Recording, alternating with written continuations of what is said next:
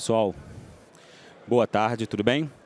Meu nome é Igor, eu sou um dos sócios aqui da DataSide. Vocês me escutam bem? Essa experiência é muito estranha, é a primeira vez que eu faço assim, eu tô me acostumando ainda, tá bom? Se estiver falando muito alto, alguma coisa, vocês vão avisando aí que eu vou sinalizando, tá bom? Obrigado.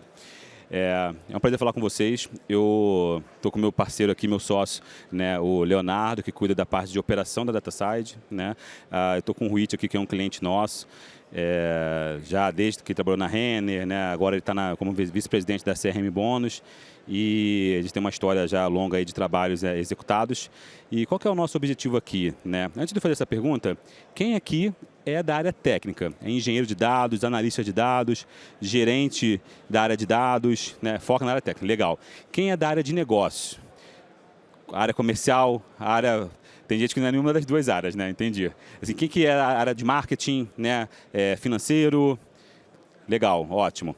Qual que é o nosso objetivo aqui, né? O objetivo aqui é passar um pouco a visão de quem está no mercado, né? Ou eu falo, por exemplo, por semana com 15, 20 empresas, né? Então eu vejo vários cenários, né, distintos, cenários que estão mais avançados, né? Empresas que já têm Data Lake, já têm Databricks, ou estão querendo implementar, já estão querendo falar sobre inteligência artificial, né? E vários outros cenários de empresas que às vezes estão ainda querendo justificar para a empresa como ir para a cloud. Né? Então isso acontece, é bem discrepante, né? E com essa experiência que a gente tem, hoje a gente é parceiro da Azure, da Microsoft, parceiro da Google, parceiro da Databricks, né? Parceiro da AWS. Então nossa função hoje é ajudar as empresas a acelerarem esse processo, né? E muitas das vezes o que a gente percebe que o próprio colaborador da empresa, né, seja ele da área de tecnologia ou seja ele da área de gestão, né, na área de tecnologia ele tem mais dificuldade de mostrar para as áreas de gestão que não é tão fácil quanto elas acham que é. Né? Alguém passa por isso aqui?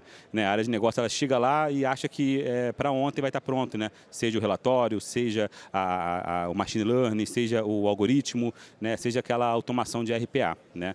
E também a área de negócio, às vezes, né, que é a nossa cliente também, ela chega para a gente, às vezes o diretor comercial chega querendo fazer uma automação, chega querendo criar alguma coisa, ele tem uma dificuldade de entender os passos, né?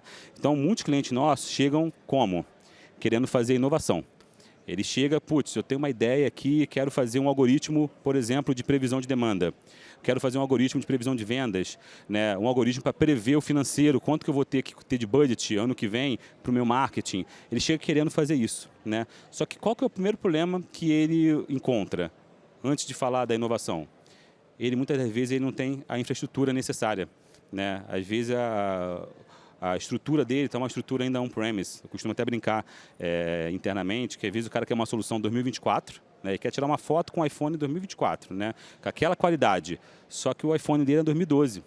O iPhone dele é 2014, 2016, está muito ultrapassado para isso, você pode levar para dentro da sua casa, né? A tecnologia está muito ultrapassada, você ainda não tem uma solução. Muitas das vezes o cliente não está nem na cloud ainda, ele ainda está no ambiente on-premise, né? Então você tem um desafio, alguns passos para trás, antes de você falar de uma solução 2024.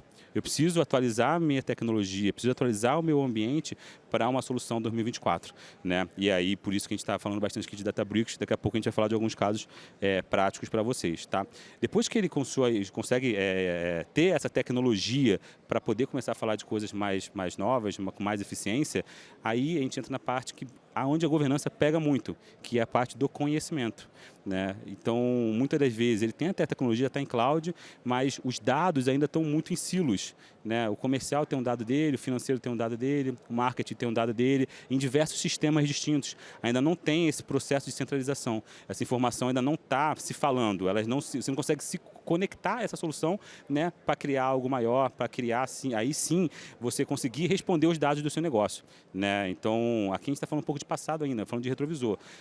Muitas das vezes você entra em um projeto, você leva 3, 4, 6, vezes um ano para você conseguir fazer com que as áreas se conversem, né? Muitas das vezes, dependendo do tamanho da empresa, empresas globais que a gente trabalha, né, você tem muita dificuldade ainda de, vezes, uma área só conseguir se conectar, se falar, né? Principalmente quando você tem países distintos, regras distintas, culturas distintas, você precisa, aqui nessa parte de conhecimento, é onde a gente tem maior dor, né? Principalmente quando a gente fala na parte de engenharia de dados, tá? Feito isso, eu conseguindo responder esse meu último negócio, confiando no meu dado, eu entro na questão de previsibilidade, que aí sim eu conheço o meu passado, eu consigo fazer a previsão do meu futuro. O que é legal aqui? Tem até um caso de um dos maiores frigoríficos do país. A gente estava discutindo uma vez, né, que eles fizeram bem essa parte do conhecimento. Foi um projeto lá, 2, 3 anos trabalhando junto, né, eles tinham uma operação on-premise com SQL Server, o Power BI on-premise também, tinha uma solução lá. Então, assim, bem complexa a situação. A gente conseguiu montar o Data Lake, conseguiu levar esse dado para dentro de uma cloud, né, junto com o Databricks. E aí ele começou a falar, poxa, legal, já sei meu passado, já sei meu histórico, agora eu quero começar a prever. E a gente levou uma solução para ele usando Databricks, né, e usando uma solução do Databricks lá de AutoML, etc. E aí ele perguntou assim, tá, mas e aí, o que eu preciso instalar? O que eu preciso contratar? Com quem que eu preciso falar? Porque eu quero implementar isso aqui. Né? Eu já tenho Databricks, mas com quem que eu preciso falar? Eu não preciso falar com ninguém. Por quê? Porque é só você autorizar, a gente vai começar a criar um notebook lá para começar a construir os algoritmos já. Você já tem tudo dentro da própria solução da Databricks. Então, isso foi legal, porque segunda-feira a gente já estava trabalhando no projeto. Né? Não precisei fazer nenhum tipo de contratação adicional e etc., porque a plataforma já englobava todo esse ecossistema aqui. E aí entra o último tópico, né? Antes de a gente começar a falar de inovação, que é, poxa, legal, estou fazendo a previsão, mas quão eficiente eu estou sendo? Né? Eu até usar um exemplo do iFood, que eu gosto de usar bastante. O iFood é cliente nosso, né? Estavam falando aqui agora há pouco, antes da gente entrar. Foi a primeira sessão depois do almoço, né? Quantas vezes você já não sofreu, né, com a previsão, né? O Uber mesmo, você faz a previsão, legal, vai chegar o Uber em 20 minutos, 15 minutos. E aí, às vezes, atrasa 25 minutos, 30 minutos. Prever não é tão difícil. Isso é até fácil prever. O difícil é você acertar, né? Qual é a acurácia que você está trazendo daquele seu modelo. Muitas vezes você constrói um modelo e o modelo está funcionando bem, né? A questão da minha máquina funciona. Quando você bota em produção, já não está funcionando tão bem, né? Ou você botou em produção, está funcionando legal. Só que aí passa 2 meses, 3 meses, os dados, às vezes o padrão do comportamento do cliente mudou.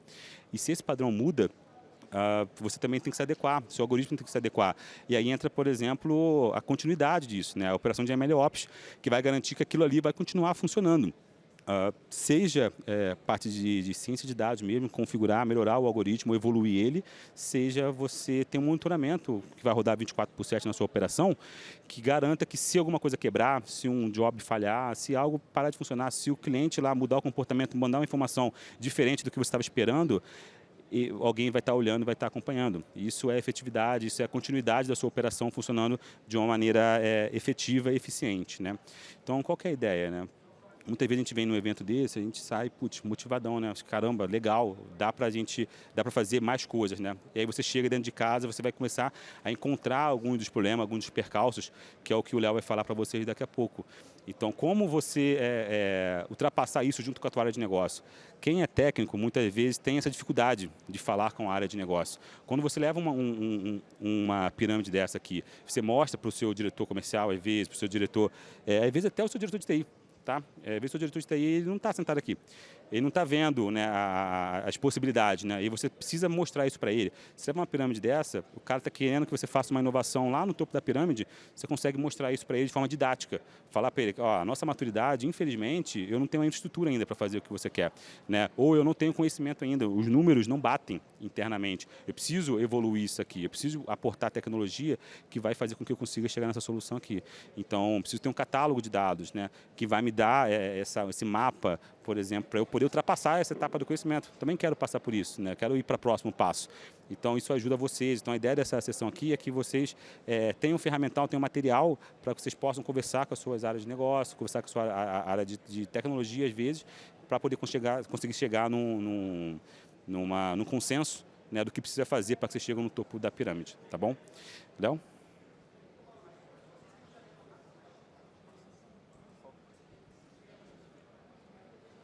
Opa, boa tarde, pessoal. Me ouvem bem?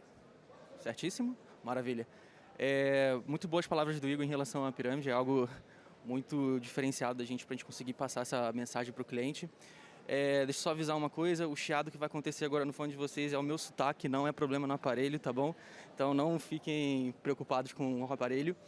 E vou passar aqui o slide logo e já vou começar com esse número, com essa mensagem aqui, que impacta muito hoje no nosso dia a dia. A gente vê muitos clientes passando por isso, que, segundo o Gartner, em 2022, eles trouxeram que 85% dos nossos projetos, dos projetos de dados, falham. Existem vários motivos disso, dos projetos falharem no nosso dia a dia ali com os clientes, etc.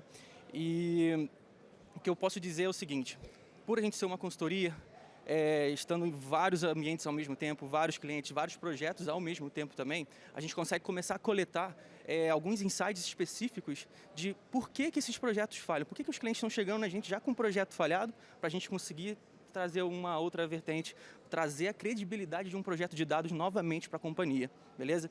Então a gente elencou aqui mais ou menos uns 6 itens, se eu não me engano, e dali no lado direito eu vou trazer as soluções e do lado esquerdo os problemas, beleza? A gente listou o primeiro item aqui, que é a falta de qualidade nos dados, ou seja, a inserção desse dado no ambiente de vocês. Isso desde lá do ambiente transacional. Um exemplo é não ter um tratamento para sexo na plataforma. Um preenche mask, outro preenche fem, ou F, ou M, ou masculino, ou feminino, enfim.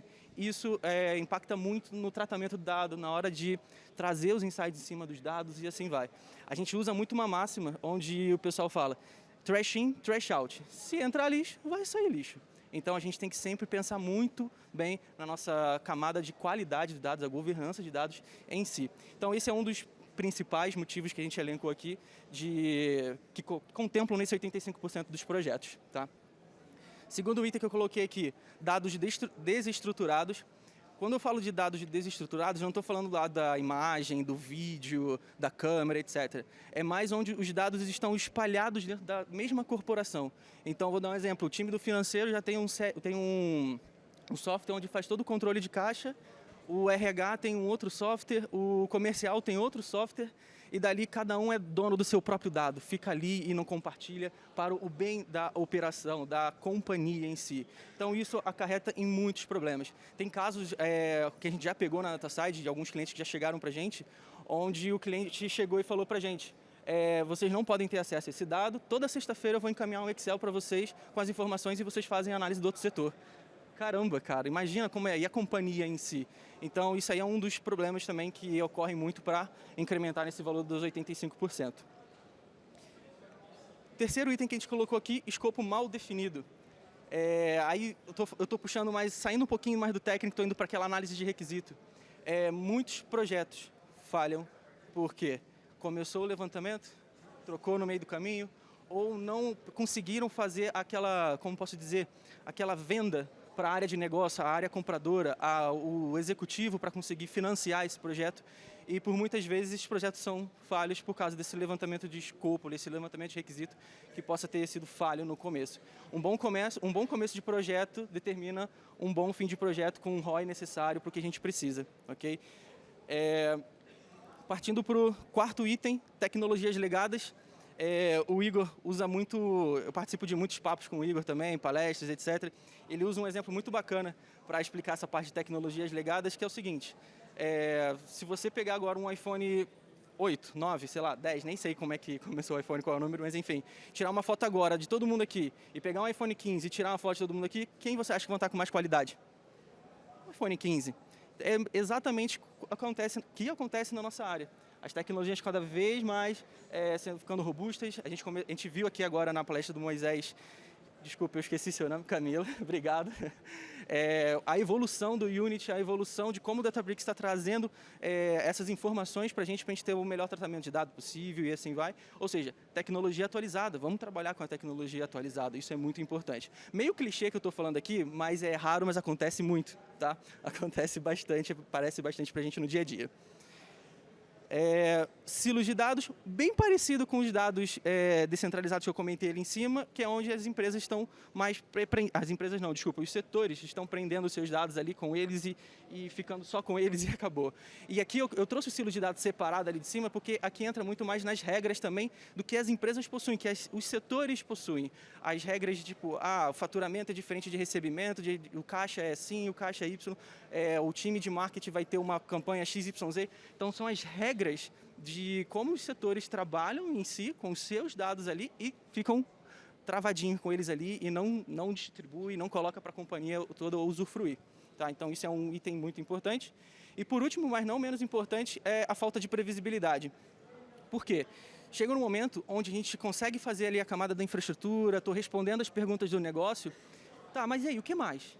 o que mais que eu consigo enriquecer essa análise? O que mais que eu consigo colocar nesse dashboard, por exemplo, nesse pipeline que nós criamos, para trazer os insights de previsibilidade. Tipo, eu vou começar a prever, eu não vou ficar só olhando os meus dados do passado para tomar uma decisão. Eu vou olhar meus dados do passado para tomar a decisão que já está acontecendo perfeitamente, estou respondendo as perguntas de negócio, mas também agora vou ser visionário, vou trabalhar em cima do futuro, vou ver como é que eu consigo projetar um recurso X, uma campanha Y e assim vai. Então, nessas trincheiras aí de consultoria de dia a dia, dos clientes que aparecem com a gente conseguiu elencar esses 6 pontos, que é o que mais acontecem aí no mercado, que a gente já percebeu, beleza? Certo? Comentar alguma coisa? Não? Boa? Agora vamos falar de possíveis soluções, tá? Quando eu falo possíveis, na maioria das vezes funciona muito bem, mas claro, depende muito do negócio, depende muito se a empresa vai querer adquirir isso e evoluir nessa parte. Na parte de falta de qualidade de dados, governança, ponto. É o tema do nosso breakout aqui, é o momento onde a gente está falando bastante de governança. O Rich vai trazer um papo bem bacana sobre como que ele aplicou a governança ali na CRM, a experiência dele, isso é bem bacana. E aquilo que eu falei para vocês, trash in, trash out. Isso aqui evita que entre o lixo. A gente consegue fazer com a governança, a gente consegue fazer um bom tratamento ali para esses dados não chegarem na parte analítica, né, nos nossos dashboards, por exemplo, com dados sujos, vamos dizer assim.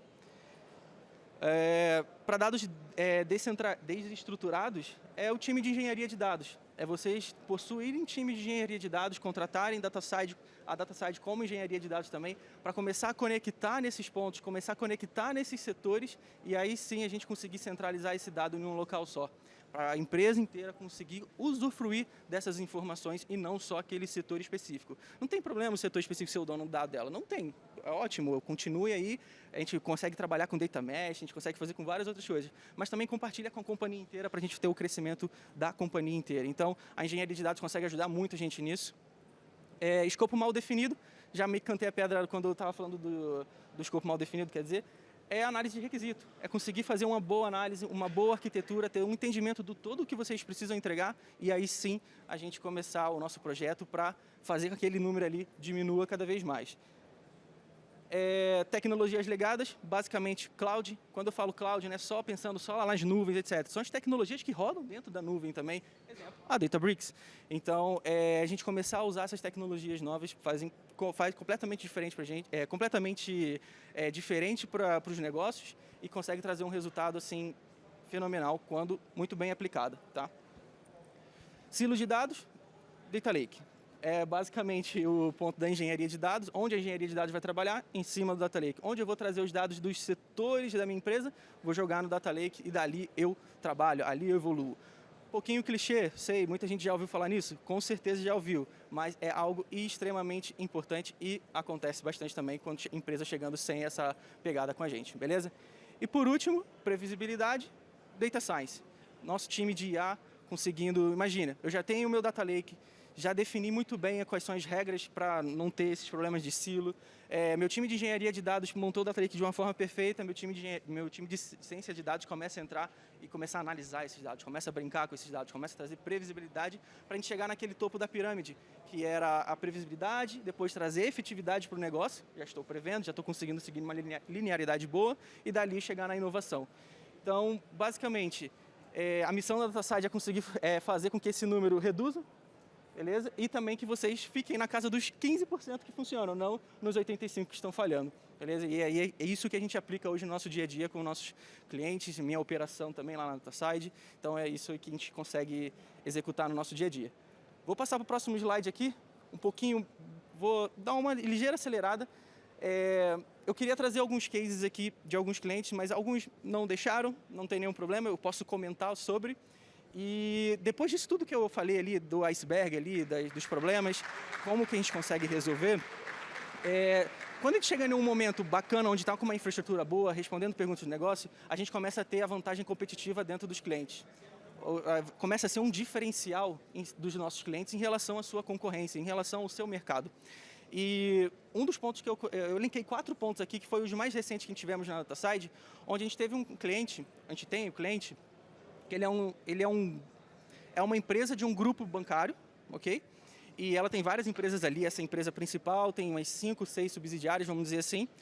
E essa empresa, ela estava com problemas de maturidade de dados e qualidade de dados. Ou seja, aqueles problemas do iceberg estava acontecendo com essa empresa. E essa empresa matriz, que é a principal, ela auditava todas as suas subsidiárias. E ao auditar essas subsidiárias, tem uma nota de 0 a 100, essa empresa ficou com 25, a nota dela, 25. Contratou a gente entrou, começou a analisar, identificou como estava o Data Lake, identificou esses silos, identificou as análises de requisito que também estavam falhas. E dali a gente conseguiu implementar toda a parte de Databricks, colocou Databricks ponta a ponta no ambiente deles, toda aquela estrutura de Lakehouse. E a cereja do bolo foi quando a gente colocou o Unity Catalog, onde as áreas de negócio começaram a consultar os seus próprios dados sem precisar do time de TI, sem precisar do engenheiro de dados, sem demorar 2, 3, 4 semanas para entrar como um projeto. E dali, depois da segunda auditoria, já saíram de 25, se eu não me engano, foram para 83, 84, que foi a maior classificação já encontrada no grupo. A auditoria é feita em vários tópicos e tem um tópico de governança de dados e ela chegou no nível 83, 85, se eu não me engano. Então foi um case simplesmente maravilhoso, onde a gente aplicou Databricks de ponta a ponta e conseguiu trazer esse aumento de maturidade de dados para o negócio. Okay? Então isso foi muito legal. Eu vou juntar ali os benefícios ao negócio e a eficiência operacional, porque a eficiência operacional eu consigo dizer que por a Databricks funcionar ponta a ponta, hoje, da extração do dado até o dashboard, onde o time de negócio vai analisar, vários setores, vários grupos de usuários, vários serviços, enfim, várias pessoas conseguem trabalhar em uma única plataforma. Não precisa ficar trocando, não precisa trocar de aba, por exemplo, não precisa abrir uma na máquina, outra numa outra aba, outra janela anônima, é tudo no mesmo local. Então, o meu engenheiro de dados trabalha no mesmo local que o meu cientista de dados trabalha, o meu time de negócio, por fazendo as consultas, trabalha no mesmo local que também o engenheiro de dados trabalha. Então, isso traz uma eficiência, traz no dia a dia ali para a gente algo diferencial, bem diferencial mesmo. E eu posso dizer que na eficiência operacional e o benefício de negócio é o quê? Eu já meio que cantei a pedra. O meu time de negócio consegue atuar dentro do Databricks e meu time técnico também consegue atuar dentro do Databricks. E a gente tem um case muito legal, onde a gente conseguiu também implementar o Unity. Implementamos todo o Unity no ambiente do cliente. O cliente já tinha o Data Lake, já estava trabalhando no Delta lá, tudo certinho, bonitinho. Já estava naquela camada da pirâmide do conhecimento, muito bem feita. E eles chegaram assim para a gente, cara, agora eu queria expandir isso. Eu queria colocar isso para os meus usuários internos, para o meu time de vendas que está na rua, etc, etc. E dali a gente conseguiu implementar o Unity da melhor forma possível, fizemos um trabalho fino no Unity em relação à catalogação dos dados, tagueamento dos metadados das tabelas dentro do Unity, e dali a gente habilitou o AI BI Genie para a área de negócio começar a fazer as perguntinhas em linguagem natural, portuguesinho ali ou inglês, enfim, whatever, para começar a fazer as perguntas do seu negócio e começar a trabalhar, começar a responder as perguntas do que, eu preciso saber uma análise XYZ, preciso saber se meu financeiro vai ter isso aqui, começando em linguagem natural. Então foi um case bem legal, a gente entregou isso há 2 semanas mais ou menos, e está sendo um ganho gigantesco, está sendo muito legal e, nossa, assim, dá vontade até de voltar para a área técnica, mexer um pouquinho para ver como é que o time fez. E por último, mas não menos importante, a parte de inovação acelerada. Isso aqui é muito legal, que a gente também teve um cliente do ramo varejo, a varejista de roupas, onde a gente fez uma análise de machine learning de inadimplência. Então, imagina, essa varejista teve que analisar a inadimplência de CPF, é B2C, né? Não é B2B. Então, o volume de dados é gigantesco, mas só que ela já estava com uma infraestrutura muito boa, já estava respondendo as perguntas de negócio, estava chegando na camada de previsibilidade e a gente começou a montar esse modelo junto com eles. Conseguimos chegar em um momento ali de 20% a 30% de redução das inadimplências nesse cliente, através do quê? Do nosso time de Machine Learning. E isso é legal porque quando a gente estava nesse momento de desenvolvimento, quando a gente não tinha Databricks e ia fazer as análises de Machine Learning, a gente tinha que o quê? Fazer toda a análise, jogar em algum local, marcar uma reunião com o cliente para apresentar para ele analisar, depois voltar para a gente. Cara, a gente já fez todas as análises, rodou os modelos, já persistimos os dados, só criamos uma abinha lá do SQL dentro do Databricks e compartilhou para os usuários. E os usuários começaram a testar, muda aqui o filtro, vamos colocar mais esse ponto aqui para a gente analisar, vamos colocar mais esse item aqui para a gente ver se a gente consegue melhorar a acurácia desse modelo. Então, tipo, o meu usuário de negócio estava dentro da plataforma já analisando tudo que eu já estava fazendo. Cara, olha a velocidade que dá na entrega de um projeto. Então, são 4 pontos aí que eu trouxe que são relativamente recentes, que a Databricks consegue ajudar muito os nossos clientes para ter uma vantagem competitiva em relação às suas concorrências. Beleza? Fechei por aqui. Vou passar para o Ruit. Boa, obrigado, Léo. Bem, boa tarde a todos. Me chamo Ruit, prazer estar aqui. Obrigado, DataSide, pelo convite, Databricks, o evento está lindo. Bom rever alguns colegas ali. E, bem, passar para vocês aqui um pouquinho da nossa jornada aqui. Deixa eu ver. Então, acho que a primeira coisa, né, um pouquinho da CRM Bônus. A CRM Bônus é uma empresa que ela tem uma parte de pegar muita parte de inteligência de negócio, de poder ajudar as empresas, é o nosso propósito, de conseguir alavancar cada vez mais os resultados. Nós temos algumas avenidas aqui dentro de alguns produtos, como, por exemplo, o nosso cashback. Então, empresas como Kelf, Vivara, entre outras ali, você vai na loja, você consegue, então, receber ali um cashback e trocar isso por uma próxima compra. Nós temos uma solução de uma moeda virtual, que é o nosso Vale Bônus. E nós temos uma outra avenida, que é o Edis, com um conceito ali de Retail Media. Então, por aí você começa a ver assim, o tanto de dados que a gente tem, o quanto de produtos que a gente tem. Fizemos ao longo da nossa história de 6 anos ali, aquisições de algumas empresas, o que começa a ter várias origens de dados para a gente conseguir, então, consolidar isso. O que a gente usou aqui, né? Hoje a CRM Bônus ela trabalha nesse modelo, nessa arquitetura de medalhão, seguindo então aqui a parte de bronze, prata e silver. E quando a gente fala isso, assim, né, de trabalhar nessa forma, no Lake House, né, acho que é uma parte boa, com a questão do Delta, as evoluções do Unity e tudo, a gente consegue basicamente ter todas as garantias que a gente tem de um banco relacional num ambiente de Lake House, conseguindo juntar essa parte de Data Lake com a parte de Warehouse. Quando a gente fala, então, aqui de trazer os dados na camada bronze, a gente está falando, olha, eu vou pegar todas as origens que eu tenho e vou colocar esse dado neste único lugar. E a partir daí eu começo então a fazer todo o processo de tratamento desse dado, de limpeza desse dado, esse dado mais confiável. E para isso a gente começa então a trabalhar esse dado na camada Silver. Dentro dessa camada Silver a gente pode usar, por exemplo, uma modelagem de dados, o Data Vault, onde a gente começa a ter um pouco mais de estrutura desse dado.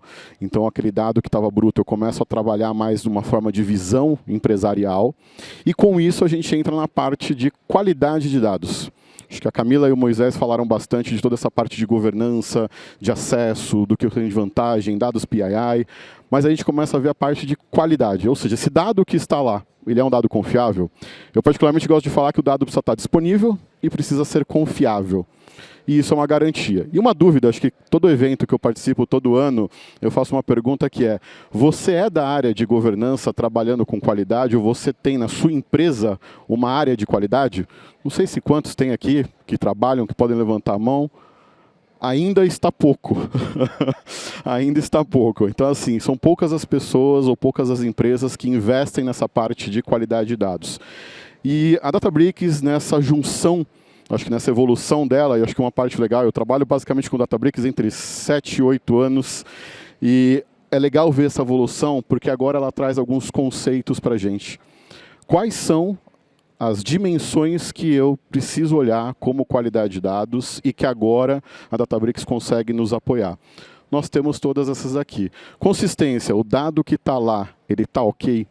É um dado, de fato, ali que está consistente na origem? Por exemplo, se eu estou falando de junção de dados, junção de vários sistemas, será que eu tenho para o Fernando 2 endereços de duas origens diferentes? Qual que é o correto? Qual que eu vou usar? Depois, quando a gente fala da parte de precisão desse dado, é um dado correto? Será que, por um acaso, eu trouxe o dado de um registro ali do RP e eu deveria trabalhar com um código X, mas eu não estou fazendo esse filtro, essa limpeza, estou levando tudo isso numa camada seguinte e que pode mudar o meu relatório financeiro? Talvez eu não vou ter o dado então certo na hora de mostrar isso para o CFO. A validade desse dado. Então, os campos que eu tenho ali, será que um campo de data está preenchido com o formato de data corretamente? Ou está com ABC ou alguma coisa assim? A completude, dependendo do tipo de dado que eu tenho ou a análise que eu quero fazer, se aquele dado não estiver preenchido, isso pode atrapalhar a minha análise. Então, eu consigo colocar regras com relação a isso. Pontualidade ou tempestividade ali, esse dado é atual? Né? Então, será que na hora que eu estou capturando esse dado, eu estou trabalhando com o dado mais recente? pensa num processo de, por exemplo, recomendação de produto. Será que eu estou olhando para dados de perfil de compra de 2 anos atrás, sendo que a pessoa agora mudou o comportamento dela? Então é mais um ponto. E a exclusividade, que é a parte de unicidade aqui, esse dado está duplicado? Será que eu tenho alguma sujeira com relação a isso? E olhando para todas essas dimensões que a gente tem aqui, a parte interessante hoje com o Delta Live Tables, foi o que o Moisés e a Camila comentaram ali, a gente consegue fazer nesse fluxo de dados entre as camadas que nós temos, todas essas verificações. Então eu consigo, por exemplo, trabalhar num processo e definir, por exemplo, esse campo está preenchido? Não está? Eu consigo pegar regras de negócio, por exemplo, tal data ela deve estar no intervalo de tanto a tanto, ou qualquer outro tipo, deve ter os IDs ali. Com base nisso, eu consigo então tomar algumas ações. Por exemplo, eu quero simplesmente ignorar esse dado. Eu quero colocar esse dado em quarentena. Eu quero fazer alguma forma de mergear esse dado ali com outro volume de dados. Então a parte legal eu consigo agora ter todo esse processo, ter todas essas definições e garantir que a camada que eu estou fazendo da Silver, ela está realmente consistente, confiável, seja para um BI, seja por uma inteligência artificial, aplicar alguma coisa. Tá? E todo esse processo, dentro da parte de visualização do Delta Live Tables, só uma dúvida, quem usa aqui o Delta Live Tables? Alguém usa? Vale olhar, vale mergulhar nessa parte e olhar essas coisas. Tá? Você tem toda a parte ali de dados que são gravados nos bancos de logs do Databricks. E com isso você consegue pegar todas essas partes de dados, de indicadores, e começar a construir consultas, dashboards, para você fazer todo o acompanhamento em cima disso. Então é uma parte legal que você consegue, então, ter essa visão, começar a criar KPIs, de cada um desses campos, desses indicadores, e começar a monitorar, inclusive ver a evolução. Qualidade de dados é legal porque assim, ela é uma jornada, dificilmente você terá fim, e você tem 2 formas de atacar. Né? Primeiro você vai resolver o problema na causa da raiz, para que a partir daí você não tenha mais problema entrando, e você depois ataca todo o histórico ali, ajustando o que é preciso. Então, de uma forma bem resumida, você conseguiria ter essa qualidade de dados, melhorar teu processo de análise, tá? E ter tudo isso muito bem monitorado pela ferramenta. Tá? Então, trazendo um pouquinho dessas dimensões, acho que tem que buscar aí toda essa parte de qualidade de dados com Delta Live Tables, vocês conseguem pegar todas as partes mais específicas. Temos a DataSide aqui também, que nos apoia, tá, em todo esse processo. Acho que não só nessa parte de qualidade, mas em toda a governança. Acho que é importante ter um parceiro que nos ajude. E acho que é um pouquinho do que eu queria trazer para vocês do que estamos fazendo lá. Tá? Obrigado, gente. E para finalizar, pessoal, qual que é a ideia, né? Quando a gente fala de um ecossistema de dados dentro de uma corporação, a DataSide ela enxerga de 2 formas, né? Uma forma voltada para a construção, então onde você vai precisar fazer uma análise de um business discovery, né? Uma análise de negócio, de qual que é o escopo. Lembra do análise de requisito que o Léo falou? Ele entra muito nessa parte aqui. O que eu vou entregar? Qual que é o objetivo final que eu quero, onde eu quero chegar? Qual que é o ROI desse projeto aqui de dados, né? Então entra muito nessa frente, né? Tem a parte de engenharia de dados e arquitetura, que a gente fala muito de Databricks, parte de DataVis, parte de inteligência artificial, né? E até a parte de desenvolvimento de software, que às vezes você precisa criar uma API, precisa criar um back-endzinho, uma inteligência, né? Além, né? Precisa construir algum software, né? Todos esses tópicos de construção, a gente consegue ajudar vocês. Então, às vezes, você dentro da sua operação, você tem um analista de dados já, que conhece de Power BI, conhece de Tableau, né, conhece de ferramentas de visualização de dados, mas está faltando um engenheiro de dados para quebrar o silo, para poder juntar os dados dentro de um data lake, né? Então, isso é uma frente que a gente consegue aportar para vocês, né? E vice-versa. Às vezes, você já tem um engenheiro de dados, só que não está conseguindo dar vazão para o time de BI, né, na construção dos relatórios em si. Então, a gente consegue acoplar o time para vocês. Só que, além da parte da construção, você tem a parte da sustentação. Porque, muitas vezes, o time que está operando ali no horário comercial, ele fez a implementação, está funcionando. Passou 2, 3 meses, começa a dar algum problema, né, alguma falha no dado, o algoritmo, né, de machine learning começa a não ter uma acurácia, uma performance tão boa, né? Então, você precisa de um apoio 24/7. E isso a gente consegue aportar a vocês também na parte, toda a parte de sustentação, suporte da operação de Databricks que você tenha, né, independente da cloud que você esteja operando, tá bom? E para finalizar, se você quiser falar um pouco sobre esse assunto, a gente está aqui em cima, tá? Que a gente está com um stand ali, vai ter o coffee daqui a pouco, então a gente pode bater um papo lá, a gente pode entrar mais em detalhes, algum desses casos de uso que o Léo falou, que o Ruit falou também, a gente pode detalhar para vocês, tá bom? E aqui tem um QR Code, caso você, poxa, Igor, eu quero bater um papo com vocês para ver como que está a maturidade da minha empresa. Eu quero fazer um diagnóstico, quero fazer um assessment, eu quero um relatório de como que está a operação, né, da minha empresa, porque às vezes eu quero usar isso aqui para poder ganhar força com alguma área de negócio, para poder conseguir justificar algum tipo de investimento. A gente está super disponível para conversar com vocês, analisar aquela pirâmide ali, ver onde que você se encaixa e por que você se encaixa naquela ali. Como fazer para você dar o próximo passo, para você dar o próximo salto na pirâmide, tá bom? Agradeço demais vocês pelo tempo. Márcio, fica à vontade. Obrigado aí pela disponibilidade de vocês. Tchau.